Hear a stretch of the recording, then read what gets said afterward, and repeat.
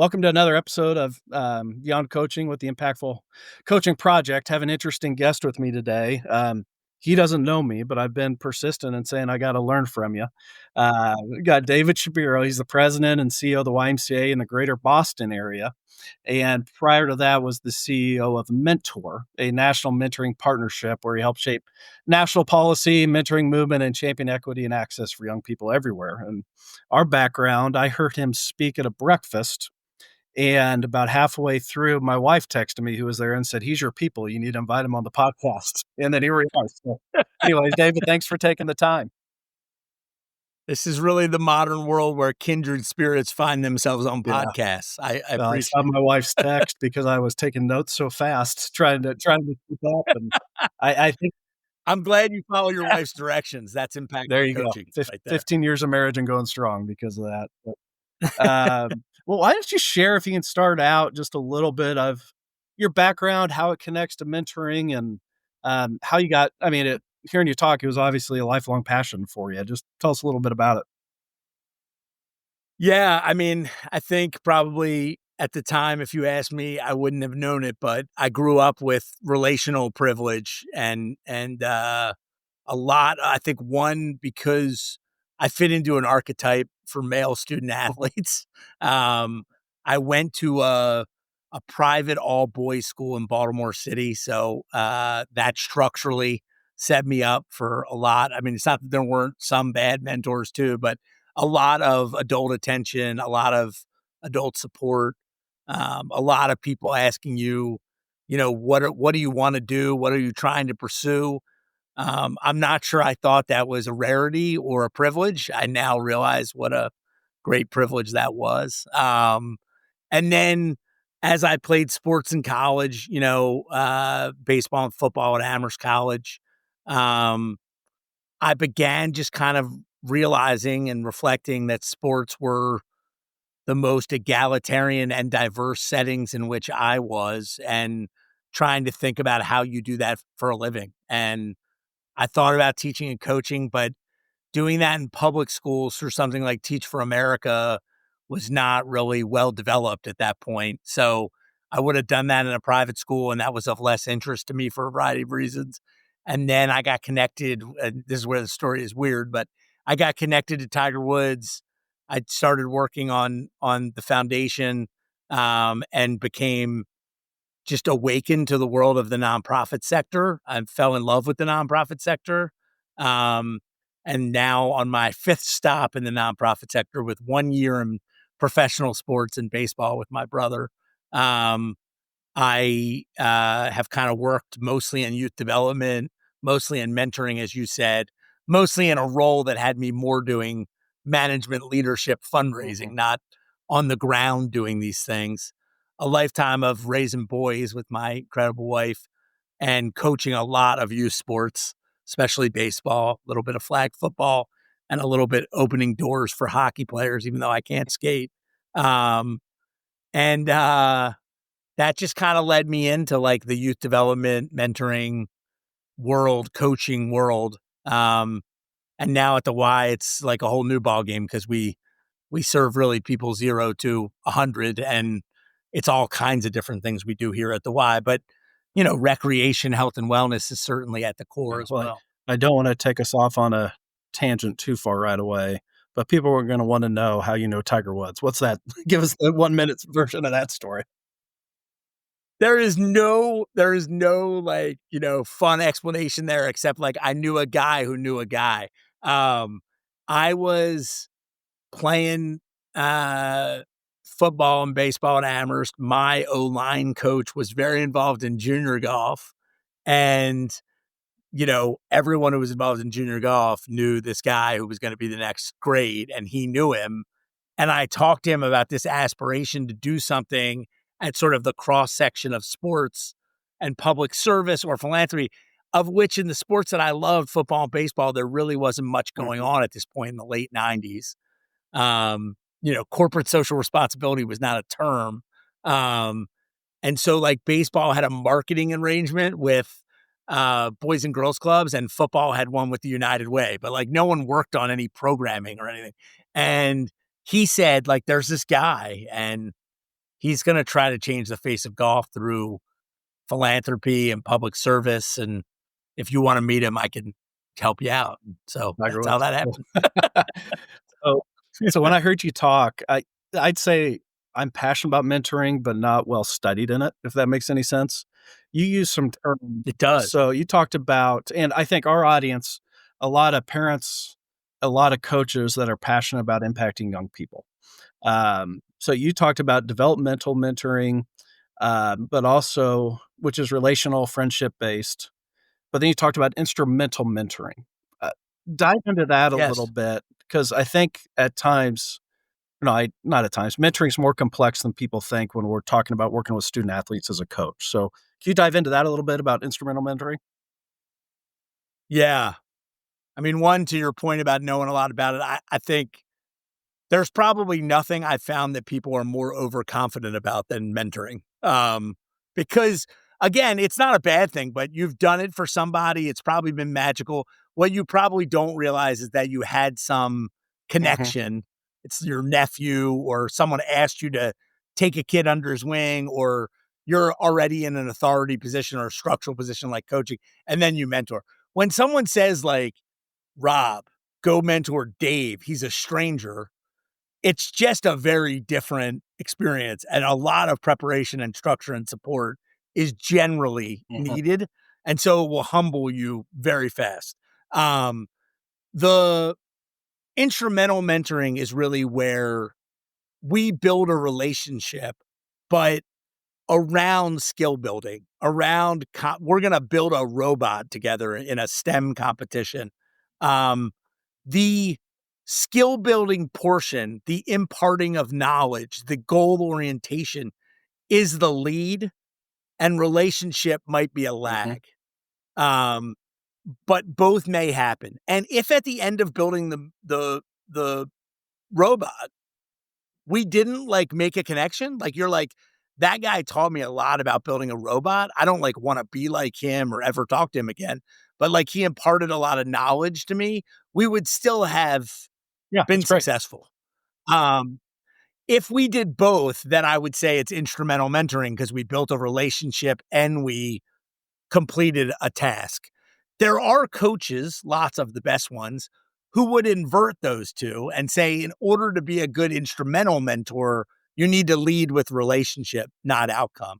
Um, I happened to be when I was talking, in Wichita and saw you on the stage with, RC Buford, which was really lucky. And it's relevant to, Pop, who just retired and is moving into the front office. Popovich, the Spurs legendary basketball coach, is famous for sort of like knowing guys care about wine or whatever thing Mhm, they care about, knowing the countries they came from, and trying to build a relationship. They're obviously trying to win an NBA championship. Like there's an yep, instrumental thing there, but he knows the way there is relationship. So that's developmental is literally, it's just like Rob and David, you guys go be mhm. friends. Like do something once a month and you will develop a relationship. But that's the only goal, is the relationship as an end unto So in itself. our kinda one thing we talk about, which some people I think most people agree with on some level, but some disagree. So transformational leadership, transformational coaching. Everybody gets all excited about the idealistic impact you have. And we're of the belief, and I've found some research that the transactional relationship has to come first, meaning I do what I say, you do what you say. And when that happens, trust is built and we can move on to the relationship. Would that be similar to what you're saying in some ways? I think that's totally right. I think that's totally right. I think what I will say is just like, we just have to remember the developmental mind, which is like an 8-year-old doesn't necessarily know that covenant. They do know when a person shows up when they're supposed Mhm, to, and they do know when it's fun to be with them.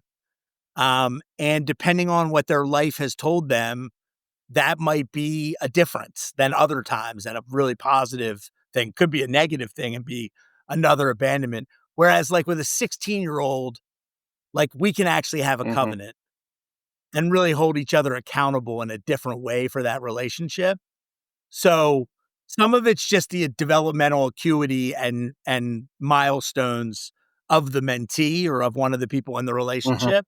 But yeah, no, you're totally doing the things we say we're going to do are foundational, and yet once again something that is hard for Yeah. people, so can be a separator. So this is something I've thought about for years, don't have a good answer because I see a lot of well-meaning coaches. I think I was this. My background, I coached college baseball for 10 years before getting into what I'm doing now.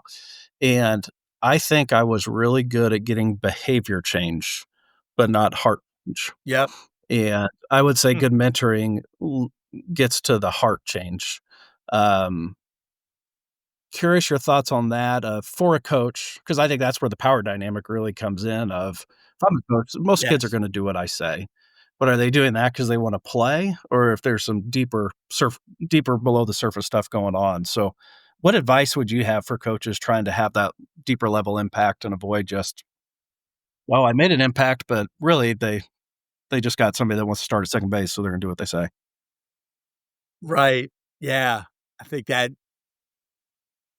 what's hard, and I would say, Rob, we talked about Mhm, humility, earlier. I have to have some humility around what it's like. I mean, I have a son who's a college baseball player, so I'm seeing this firsthand.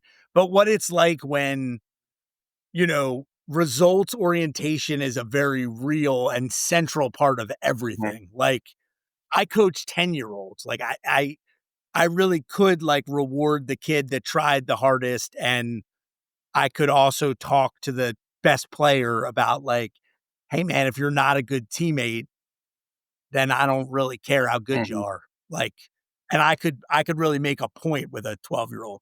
When you are literally being paid to win games, and like maybe if there's a tiebreaker, it goes to the kid that worked the hardest. But like if you got a guy who's just getting results and another guy who's just an amazing human, but it's just not getting results, like I've never had to yep, confront that as a coach. No, I just want to be honest about that. Um, I do think like, you know, failure is the best teaching. It is also abundant in baseball, and nobody doesn't do it mhm, in any sport, but in baseball, those of us who like to torment ourselves experience it more than anywhere else. I think the hard work is done in those moments. So I think have you established the kind of trust and caring that in the vulnerable failure moments, a player will feel you have their best interest at heart. Because if you only come to them in the moments of failure, they're going to think you're after changing the mhm, results. But if you tell them, like, look, I remember who you are and who you were and what kind of results you got at other times. And this is a moment where I still believe in you. I'm going to give you a day off today. Ah, that's BS. You just want to see if that guy is going to get better results. Well, if I know you really care about me, I actually might trust that you really do think me getting a mental break is you yeah, care about me. Like that's really you say what you mean. Like, but I just think like they've got to believe that you're invested in them so that the hard work is done when the times are dark. But we're also the least trusting when the times are dark. So you better build a relationship when the times are good that holds people accountable, that doesn't dismiss all behaviors because of winning, that sort of does show you to be a consistent human with interest in humans. Like, reveal yourself in the good times so that in the dark times you can do hard work. one of the quotes I had from your talk, "Establish trust in the quiet moments to create a foundation." Yes. So, Yes. We are drawn to dramatic moments and nothing happens in dramatic well, it's moments. so interesting because I started to say this often, but I said it yesterday to somebody, like, I feel conflicted a lot in my job because we wanna win, that's important, I think putting our best foot forward matters, but the most transformational moments I see are when things go to crap. And kids have to deal with the Yeah. world they don't have, or that's where the coach's role really matters, and where growth happens, or 3 of the starters get hurt and all of a sudden we stink, and you can have some really successful seasons, but they're not high in the win column, and, yeah, I don't know if I had a question at the end of that, but it lines up with what you're saying. Missed Yeah, No, it's a great point. And I think like when you think about establishing Mhm. culture, when you think about building a program, and obviously this is what's become more difficult in modern college sports and even modern high school sports with all the shifting around of Yeah. players. But there's a lot of people who tell stories about like the go back to the Spurs, who were a dynasty. The Spurs weren't built when they first won an NBA Mhm. championship. They were built when, like, I don't know when, because I wasn't a part of that story, but they were probably built when they first started thinking about the international draft. They were probably built when they drafted David Robinson, who was like older and coming out of a military academy. And some people passed him by because they were like, he's going to have less years of Mhm. playing. But they were like leadership skills, great human, ability to build around culturally. Who cares if we have him 3 less great years as a player? I mean, I don't know what the decisions were, but it might be when guys bought in because they saw the coach care about a guy who just blew out his elbow just as much as he cares about a number one guy. And they were like, holy crap. And they started telling recruits, like, you should have seen this guy. Like, he spent days with a dude who just blew out his arm instead of our Mhm. ace because he just actually cares about.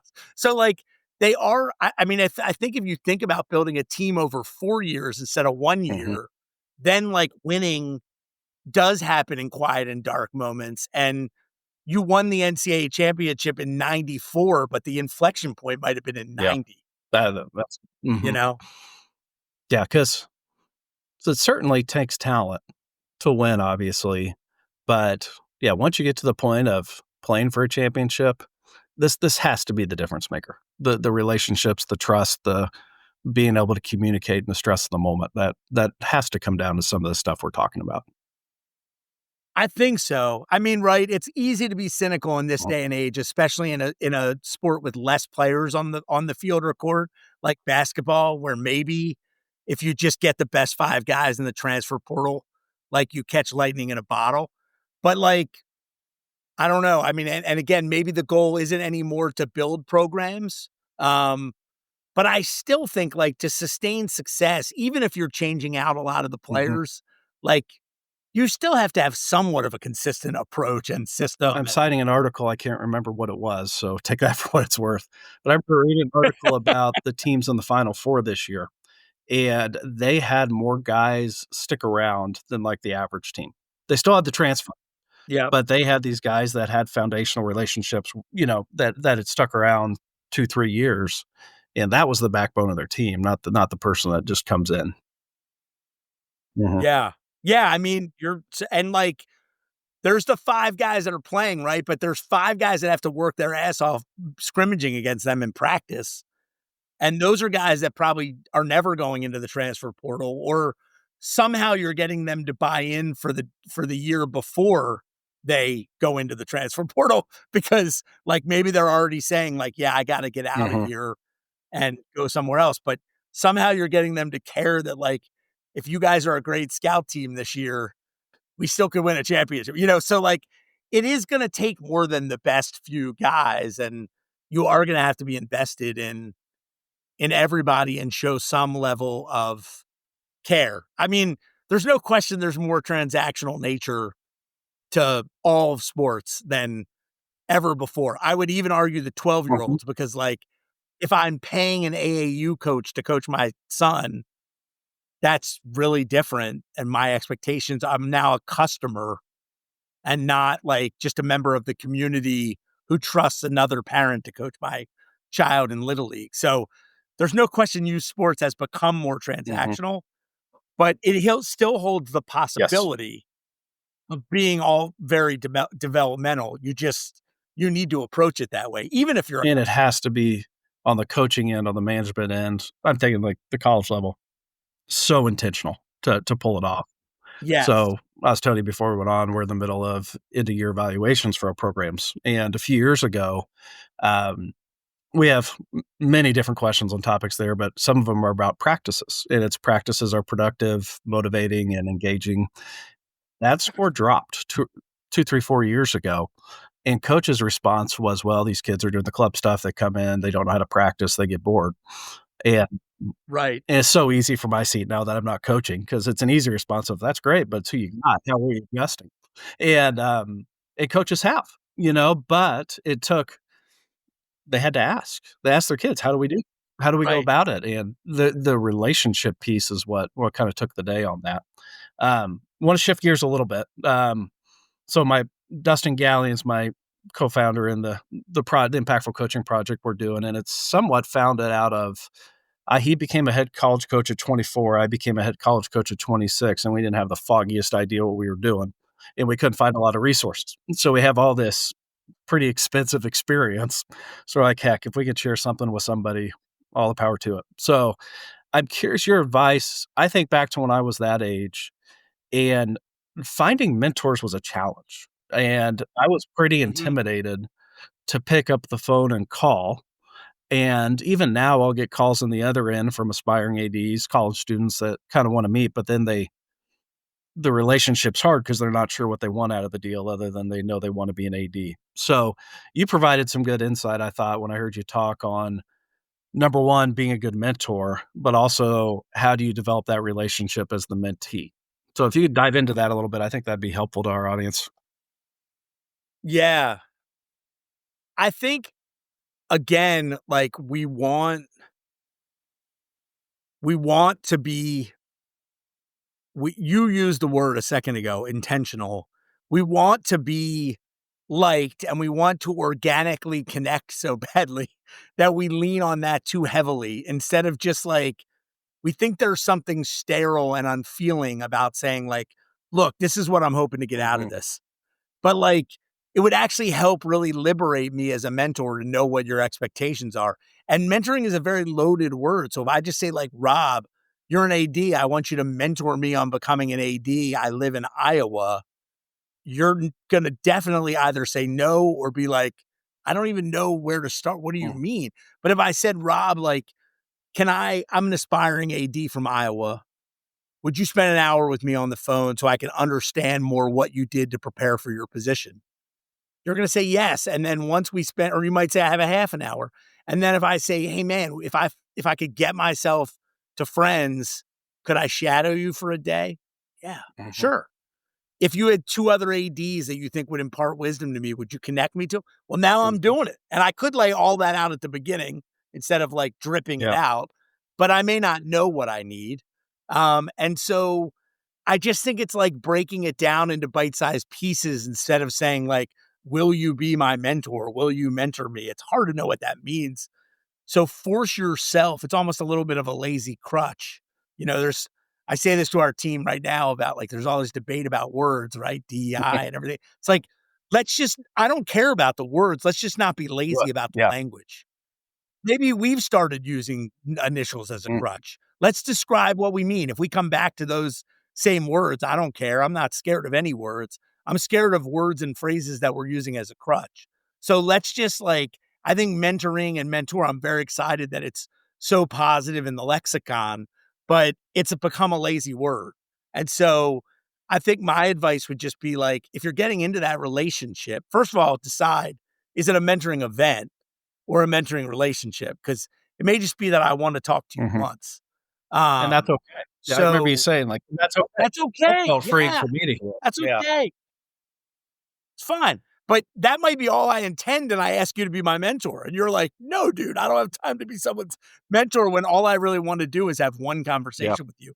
But just try to be a little bit more precise about what would be helpful, and then ask the person if they're willing to do that rather than just, like, using these big Mhm. terms. Well, what about as the person being approached to be the mentor? Do you think that person how do I say it? That does it set the relationship to fail if I'm providing that guidance when somebody reaches out to me? So I'm envisioning all these emails of, like, responding like, "What do you want out of this? How long?" But it gets pretty transactional. Yeah. Yeah. Yeah, I mean, I kinda learned this from my pop because he was in the sports business and people would always, contact him about getting into the sports business. He did require of people, like, a certain amount of Mhm. legwork. Like, "I'm really curious about what you're seeking to get out of this, what your background is," like, just a few basic questions. And to be honest, I think it also probably did eliminate half the people who weren't willing to do that work. And it was like, well, why would I want to be in a relationship with this person who's not willing to do the work? But if they were willing to do the work, he would talk to Yeah. anybody. So I think it's not bad to ask those questions that honor your Mhm. time. They shouldn't be overly onerous. They should just make the entry point in the relationship a little bit more intentional. And if they happen to siphon some people off, that's probably a good thing in the end to protect the commodity of your Yeah. time. Yeah, yeah, protect us from some awkwardness. Yeah, yeah, and some people not knowing why they're getting into a relationship Yeah, or a conversation with a yeah. stranger. And it's not as sexy as a lot of other stuff with mentoring what we talked about, but I think that's just such a on both sides, the mentor and the mentee, such a practical piece of advice people can take from this is define the relationship. Yes, and that if you do it from a standpoint of assuming good intent and, like, this is just so we can both honor the Yeah. time together. It's not like, my time is so precious, I need you to answer these 3 questions, or whenever someone approaches me, I ask them to it's not a snobby thing, it's just like, I want us to get the most out of this, so can you tell me 1, 2, and 3? On either side. On the other side, I'm asking for your time. I want to use it wisely. I'd love to explore X, Y, and Z, but, like, it's honoring time as a commodity. Like, it's a respectful thing, not a Yeah, well snobby said. thing. I got one more question, then we always end with a, kind of a series of questions to get to know you better. So, I'm curious, I'm assuming you've had some great mentors in your life if you're passionate about it. So, I'm curious, um, pick first person that pops into your head that was a mentor. What was one thing they did that really stuck with you? Man. Um,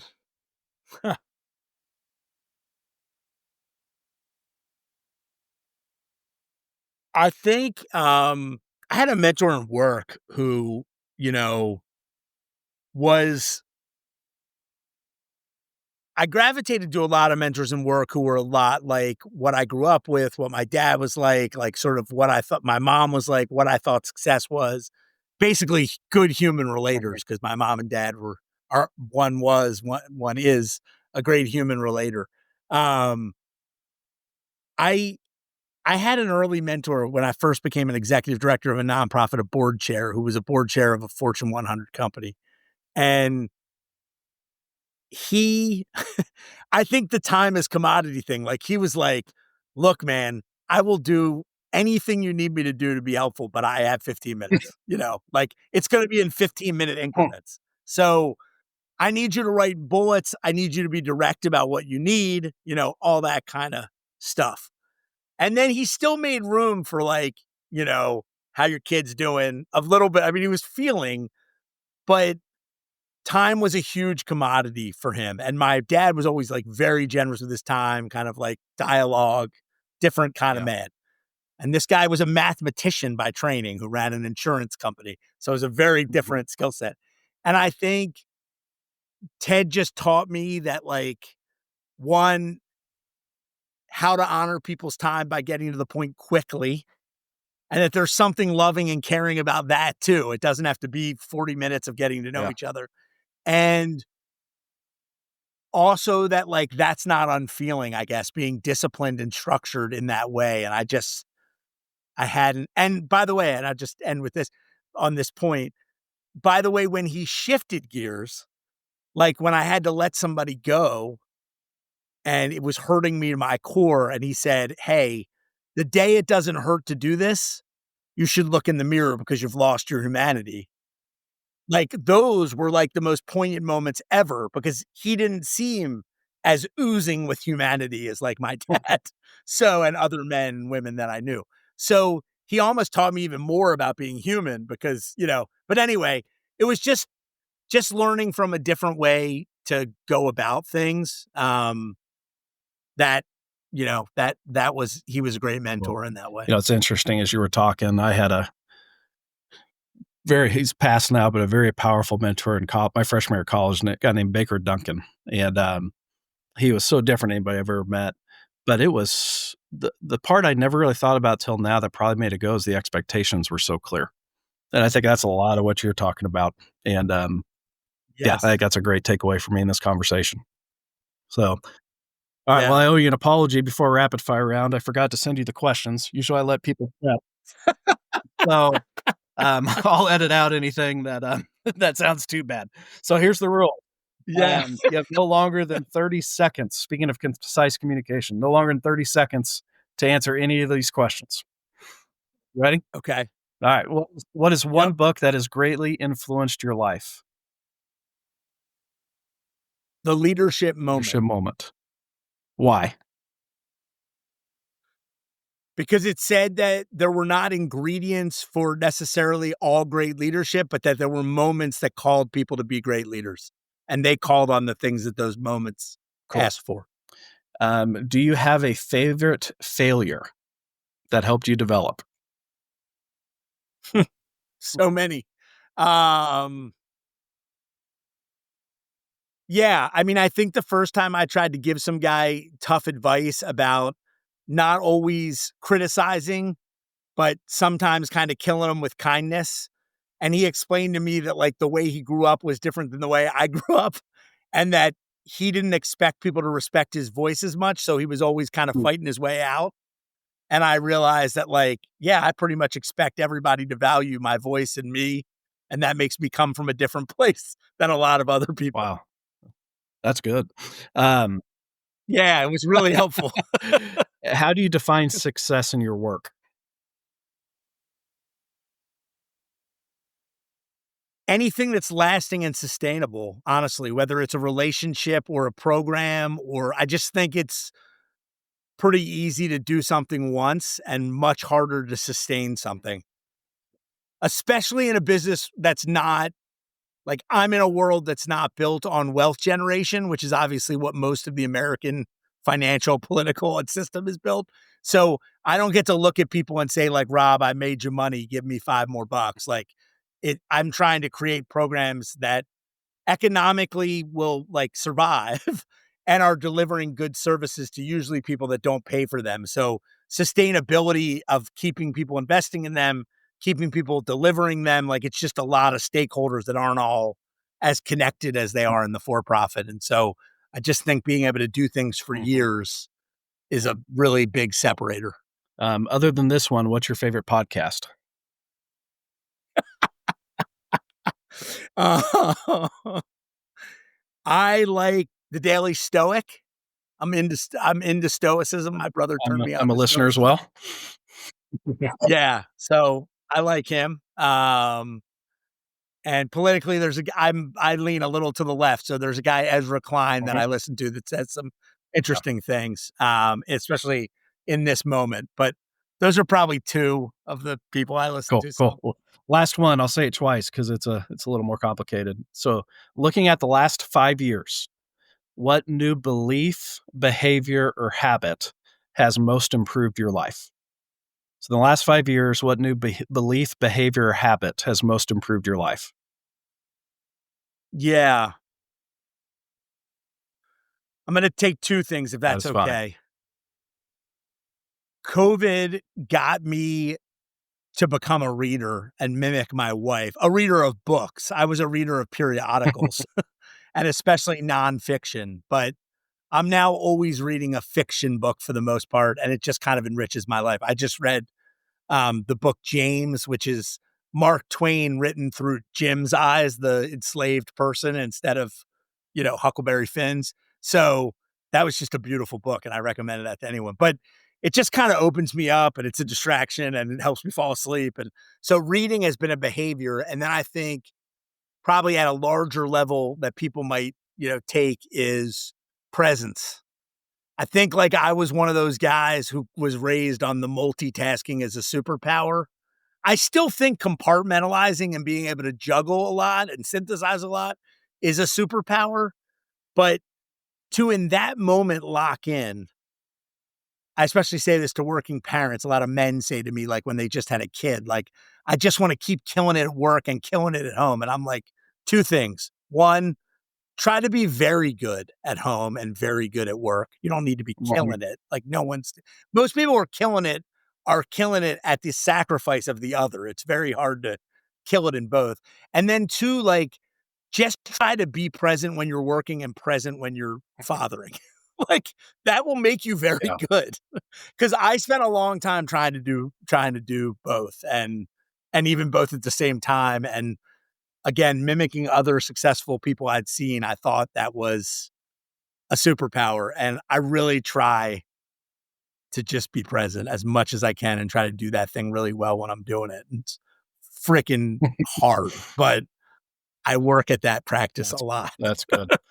Well, I, appreciate you taking the time. As both times when I heard you talk and talking now, I just admire you have a practical, logical mind, and I think I really appreciate how you think.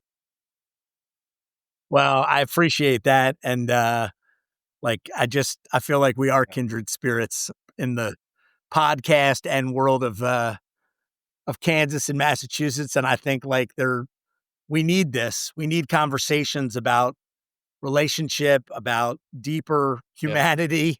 We're not always called to deeper humanity, especially in the civic for right now. It's a lot about conquest and a lot about transaction. So just to be able to delve more deeply and know that you're working at an institution and with a lot of human shapers who are thinking the same and striving for the same, that it's huge, huge admiration and respect for Thanks me. so So much. Cool. Well, we'll wrap up there, and thanks again for the time.